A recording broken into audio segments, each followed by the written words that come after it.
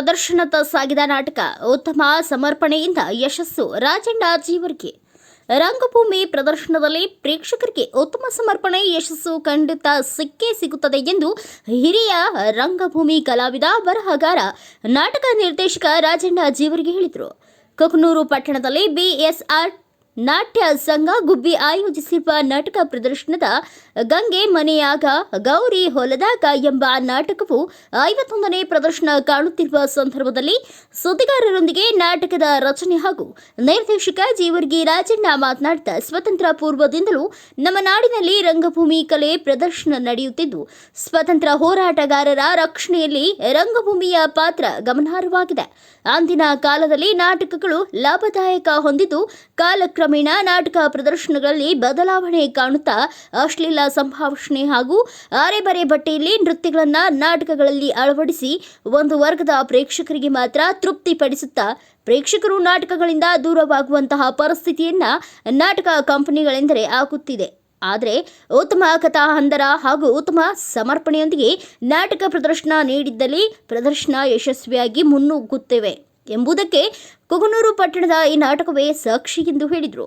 BSR ನಾಟ್ಯ ಸಂಘ ಗುಬ್ಬಿ ಮಾಲೀಕರಾದ ಸುಜಾತ ಗುಬ್ಬಿ ಮಾತನಾಡ್ತಾ, ಕುಕನೂರು ಪಟ್ಟಣದಲ್ಲಿ ನಮ್ಮ ಕಂಪನಿಯಿಂದ ಆಯೋಜಿಸಿರುವ ನಾಟಕವು ಜನಸಾಗರ ಮಾತ್ರವಲ್ಲದೆ ಸುನಾಮಿಯಂತೆ ಮಹಿಳಾ ಪ್ರೇಕ್ಷಕರ ಸಹಕಾರದಿಂದ 51ನೇ ಪ್ರದರ್ಶನ ಕಾಣುತ್ತಿರುವುದು ಸಂತಸದ ವಿಷಯವಾಗಿದ್ದು, ಕಲಾವಿದರಿಗೆ ಏನು ಬೇಕು ಅನ್ನೋದನ್ನ ಕುಕನೂರಿನ ಪ್ರೇಕ್ಷಕರು ನೀಡಿದ್ದಾರೆ ಎಂದು ಹೇಳಿದರು. ಸೋಮವಾರ ಜರುಗಲಿರುವ ನಾಟಕದ 51ನೇ ಪ್ರದರ್ಶನದಲ್ಲಿ ಪ್ರೇಕ್ಷಕರಿಗೆ ಸಿಹಿ ವಿತರಣೆ ಮಾಡಲಾಗುವುದು ಎಂದು ಕಂಪನಿಯ ಮಾಲೀಕರು ತಿಳಿಸಿರುತ್ತಾರೆ.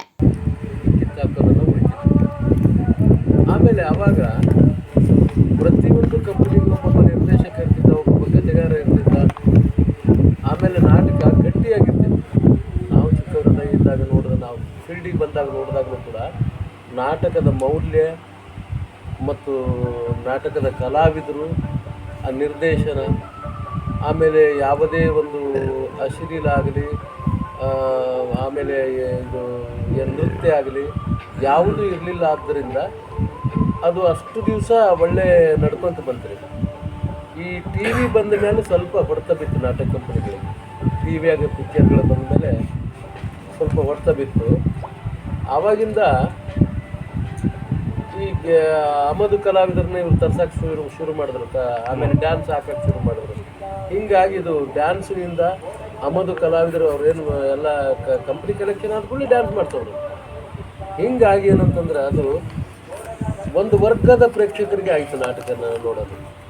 ಒಂದೇ ವರ್ಗದವರು ಒಳ್ಳೆಯವರು ನೋಡೋಂಗಿಲ್ಲ. ಹೀಗಾಗಿ ಏನಾಗ್ಬಿಟ್ಟು ಅಂತಂದ್ರೆ ಇದರ ಅವನತಿ ಬಂತು ಪೂರ್ತಿ.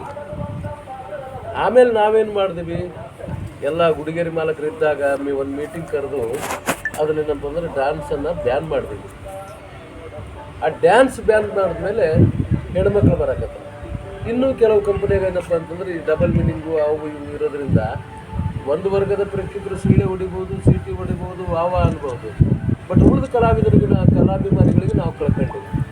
ಈಗ ನಾ ಏನು ಪ್ರಯತ್ನ ಮಾಡ್ತಾ ಇದ್ದೀನಿ ಅಂದರೆ ಅಲ್ಲಿಂದ ಇಲ್ಲಿವರೆಗೂ ಎಲ್ಲ ವರ್ಗದ ಜನರನ್ನು ನೋಡುವಂಥ ಒಂದು ನಾಟಕಗಳನ್ನು ನಿರ್ದೇಶನ ಮಾಡಿ ಆಡಿಸ್ತಾ ಇದ್ದೀವಿ. ಹಾಗಾಗಿ ಪ್ರತಿ ವರ್ಷವೂ ಇಲ್ಲಿ ಹೋದ ವರ್ಷ 4 ಕಂಪ್ನಿ ಆದರೂ ಇಲ್ಲಿ ಯಶಸ್ಸಾಯಿತು ನಮ್ಮ ಕಂಪ್ನಿ. ಅದಕ್ಕೆ ಯಾವಾಗ ಬಂದಾಗೂ ನಮಗೆ ನಷ್ಟ ಆಗಲಿಲ್ಲ ಈ ಕುಕನೂರಿನಲ್ಲಿ. ಕಾರಣ ಇಷ್ಟೇ, ಎಲ್ಲ ಜನ ಬಂದು ನೋಡೋದ್ರಿಂದ ಪ್ರೇಕ್ಷಕರ ಸಂಖ್ಯೆ ಜಾಸ್ತಿ ಆಗ್ತದೆ. ಒಂದೇ ವರ್ಗದ ಪ್ರೇಕ್ಷಕರು ನೋಡೋದ್ರಿಂದ ಕಂಪ್ನಿ ಅವನತಿಗೆ ಬರ್ತದೆ. ಹೆಣ್ಮಕ್ಳೇನಂತಂದ್ರೆ ಕನಿಷ್ಠ 60ರಿಂದ 70% ಇಲ್ಲಿ ಹೆಣ್ಮಕ್ಳು ನೋಡಿದ್ದಾರೆ ನಮ್ಮ ಕಂಪ್ನಿಯಲ್ಲಿ ನಾಟಕ. ಕೂಡ ಏನಂತಂದರೆ ಯಾವತ್ತೂ ನಷ್ಟ ಆಗಿ ಹೋಗಿಲ್ಲ. ಅದು 4 ಕಂಪ್ನಿ ಬರಲಿ, 3 ಕಂಪ್ನಿ ಬರಲಿ, 2 ಕಂಪ್ನಿ ಬರಲಿ, ಒಳ್ಳೆ ಕಲೆಕ್ಷನ್ ಆಗಿದೆ. ಅದ್ರ ಗುಟ್ಟೇನೆಂದ್ರೆ ಇದೆ, ಇವತ್ತು ಕಲಾವಿದರನ್ನ ರೆಡಿ ಮಾಡುವಂಥ ನಿರ್ದೇಶಕರಿಲ್ಲ, ಮೂಲ ಕಥೆಗಾರರಿಲ್ಲ. ಯಾವುದೋ ಹಳೆ ನಾಟಕ ಹೊಸ ಹೆಸರಿಟ್ಟು ಹೆಂಗೋ ಆಡೋದು, ಹೆಂಗೋ ಡಬಲ್ ಮೀನಿಂಗ್ ಮಾಡೋದ್ರಿಂದ ಏನಂದ್ರೆ ಪ್ರೇಕ್ಷಕರು ಬರೋದಿಲ್ಲ. ಈಗ ನಾವು ಸರಿಯಾದ ನಾಟಕ ಕೊಟ್ಟಿವಿ, ಗಟ್ಟಿಯಾದ ನಾಟಕ ಕೊಟ್ಟಿವಿ ಅಂತಂದ್ರೆ ಜನರಿಗೆ ಸಂದೇಶವನ್ನು ಮುಟ್ಟಬೇಕು, ನಮಗೆ ಮನೋರಂಜನೆಯೂ ಆಗಬೇಕು, ಜನ ಹೆಣ್ಮಕ್ಳು ನಾಟಕನೂ ನೋಡಬೇಕು. ಆ ಥರದ ನಾಟಕಗಳನ್ನು ನಾನು ಸುಮಾರು 12 ನಾಟಕ ಬರ್ಬೋದು. ಊಟಕೋಣ ಮುಗಿಯಾಣ ಇರ್ಬೋದು, ಶರಿ ಅಂಗಡಿ ಸಂಗಮ, ಹಿಂಗೆ 12 ನಾಟಕಗಳು ಯಶಸ್ವಿ ಆದವು. ದೊಡ್ಡ ಕಲೆಕ್ಷನ್ ಕುಂಟಕೋಣ ಮುಖಜಾನ ಅಂತೂ ಇತಿಹಾಸ ದಾಖಲೆ ಆಯಿತು. ಅದರ ರೆಕಾರ್ಡ್ ಇನ್ನು ಯಾರು ದುಡಿತಾರೋ ಮುಗಿದಿಲ್ಲ ಗೊತ್ತಿಲ್ಲ. ಅದು ಅಂಥ ದೊಡ್ಡ ಕಲೆಕ್ಷನ್ ಆಯಿತು. ಶೆರೆಂಗಡಿ ಸಂಗಮ ಅನ್ನುವಂಥ ನಾಟಕ ಅವೆಲ್ಲ ಕಾರಣ ಏನಂದ್ರೆ ಇಷ್ಟೇ ಇದೆ. ಈಗ ನನ್ನ ಮೇಲೆ ದೊಡ್ಡ ಆಪಾದನೆ ಏನಂದ್ರೆ ಇದು ಸುಮ್ಮನೆ ತಮಾಷೆಗೆ ಹೇಳ್ತಾರೆ, ಅವನಿಗೆ ಜನ ತ್ಯಾಗರದತ್ತ ಮುನ್ನುಗ್ಗುತ್ತಿರೋ ನಾಟಕ ಅಂತಿದ್ವಿ. ಆದರೆ ಕುಕ್ಕನೂರಲ್ಲಿ ಸಾಗರದಂತೆ ಹೆಣ್ಮಕ್ಳು ನುಗ್ಗಾಕತ್ತಾರೆ. ಅದೊಂದು ನಾನು ಖುಷಿಯಿಂದ ಹೇಳಕ್ಕೆ ಇಷ್ಟಪಡ್ತೀನಿ. ಆಮೇಲೆ ಒಳ್ಳೆ ಪ್ರೋತ್ಸಾಹ ಐತಿ ನಾಟಕದ ಬಗ್ಗೆ. ಸಾಕ್ರಿ, ಕಲಾವಿದ್ರಿಗೆ ಏನು ಬೇಕು ರೀ, ಅಷ್ಟಿದ್ರೆ ಸಾಕು. ಕಲೆಕ್ಷನು ಚೆನ್ನಾಗೈತಿ. ಎಷ್ಟೋ ಜನ ಕರ್ಕೊಂಡು ಊಟ ಮಾಡ್ತಾರೆ. ಇವತ್ತು ದಿವಸ ಎಲ್ಲ ಕಡೆ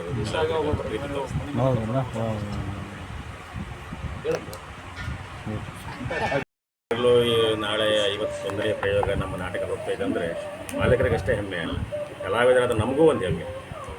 ಅವರು ಪೇಮೆಂಟ್ ಕೊಡ್ತಾರೆ, ನಾವು ದುಡಿತೀವಿ ಅಂತಲ್ಲ. ಇಲ್ಲಿ ನಮಗೆ ಆತ್ಮನೆಮ್ಮದಿನೂ ಬೇಕು, ಜನರಿಂದ ಒಳ್ಳೆ ರೆಸ್ಪಾನ್ಸ್. ಏನಂದರೆ ಎರಡನೇ ಶೋ ಸಾಮಾನ್ಯವಾಗಿ ನಾವು ಯಾವುದೇ ಊರಲ್ಲಿ ಹೋದ್ರೂ ಎರಡನೇ ಶೋ ಮಾಡಬೇಕಾದ್ರೆ ಉಸಿರು ಬಿಗಿ ಹಿಡ್ಕೊಂಡು ಪಾಠ ಮಾಡ್ತೀವಿ. ಯಾಕಂದರೆ ಹುಡುಕ ಜನ ಬಂದಿರ್ತಾರೆ, ಏನಾದರೂ ಒಂದು ಕೆಟ್ಟ ಶಬ್ದಗಳು ಮಾತಾಡ್ತಿರ್ತಾರೆ. ನಾವಿಲ್ಲಿ ಟ್ರಾಜಿಡಿ ಸೀನು, ಸೀರಿಯಸ್ ಸೀನ್ ಇರ್ತದೆ, ಅಲ್ಲಿ ಸುಮ್ಮನೆ ಕೂತ್ಕೊಂಡ್ರೆ ನಮ್ಗೊಂದು ಭಾವನೆ ಜಾಸ್ತಿ ಬರ್ತದೆ. ಅಲ್ಲಿ ಏನಾದ್ರು ಕಿಟಕಿಟಿ ಮಾಡೋ ಶುರು ಮಾಡಿದರೆ ಆ ಮೂಡೆ ಹೋಗ್ಬಿಡ್ತದೆ, ಕಣ್ಣೀರು ಬರೋದು ಬರೋಂಗೇ ಇಲ್ಲ ಇವಾಗ ದುಃಖದ ಸನ್ನಿವೇಶಗಳು. ಅದಕ್ಕೆ ಪ್ರೇಕ್ಷಕರು ಅಷ್ಟೇ ಇಂಪಾರ್ಟೆಂಟ್ ಕಲಾವಿದರಿಗೆ, ಭಾರಿ ಇಂಪಾರ್ಟೆಂಟ್. ಅಂಥ ಕಲಾವಿದರು ಕುಕ್ನೂರಲ್ಲಿ ಇದ್ದಾರೆ ಅಂದರೆ ನಮಗೆ ತುಂಬ ಹೆಮ್ಮೆ.